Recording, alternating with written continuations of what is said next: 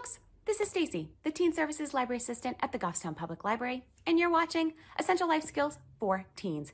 These simple videos help teens as they navigate their road to independence. So what comes to mind when I tell you that citizenship is a life skill?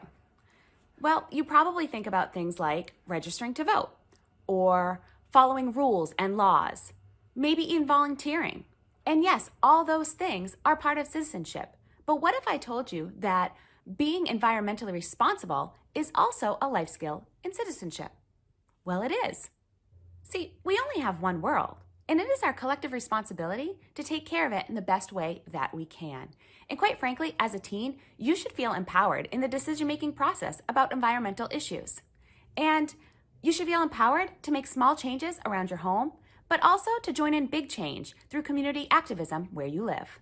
You're probably wondering, well, how can I help out? Well, I'll give you a small list, and they're probably things you already know, like recycling, reducing the amount of plastic wrap you use. How about a reusable bag lunch? A reusable water bottle, composting. And have you ever thought about the food that you eat? So have you given thought to how far and how long your vegetables travel when they're taken off the farm to be brought to that grocery store? On average, that produce travels about 1,500 miles from the farm to your salad plate. That is a huge carbon footprint. So one small change would be to eat local veggies and fruit. And quite frankly, that just means stuff that is grown in your state or close to your state. And many times, you probably have a local farm that's just miles away from your home. So you're not only helping the planet, you're helping your local community. And if you want to take it one step further, why don't you grow your own? That's what today's Essential Life Skills is all about, growing your own herb garden. So we are going to take two versatile and easy herbs, parsley and basil, and I'm going to show you how to get them started from seed. So come on, let's go. Here's what you need to get started. 2 peat pots, basil seeds, parsley seeds, potting soil or potting mix, and then I like to use a plastic tray to keep my planters in while my seeds are germinating. So the first thing we need to do is to get soil inside of our pots. And we're going to do this one of 2 ways. You're going to pick which way will work for you based on whether or not you have a spray bottle to water your seeds with, or if you will be pre-moistening your soil with a cup of water.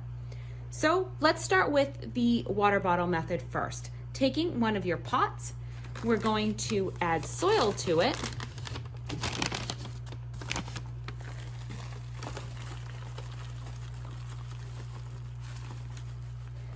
And you want to bring that soil almost to the top, leaving about maybe a ½ inch from the top. And give it a light pack. I'm going to add a little more. Okay. Then, taking your spray bottle, you're going to lightly moisten your soil. You don't have to worry about getting all the way down to the bottom of your soil right now. Remember, your seed is going to be tiny and it needs to germinate first, so even when it starts, its roots are not going to be very deep. So just moistening the top is really all you need to do.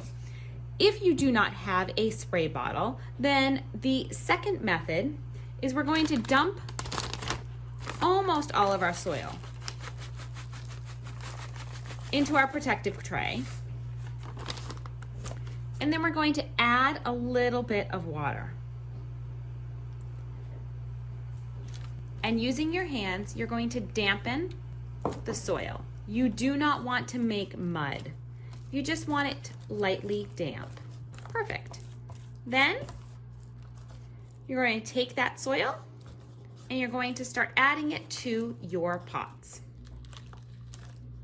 This can get messy. Next, we're going to add our seeds. We're going to keep our pots as they're germinating inside the plastic tray. It's going to add protection to wherever it is that you place it in your home, in a sunny location, on a table or a windowsill. So keep it inside here, and it's okay that there's a little bit of dirt in there from that second method. Now we're going to start putting our seeds in, and I'm going to start with my basil seeds. All right, into the palm of my hand, I'm going to put 3 to 4 basil seeds, and then I'm just gonna lightly tap it onto the top of my soil. Next, I'm gonna take my parsley seeds, and again, about 3 to 4 seeds. That's more like 5. That's okay. And I'm going to tap that onto the top of the other soil in the other pot. We're going to add a protective layer of soil onto the top. We don't want it too deep though. So just take a handful and sprinkle it over the top of both of them. Now, if you use the first method of dampening your soil by using the spray bottle, then we'll give a little spray to this topsoil that we just put on.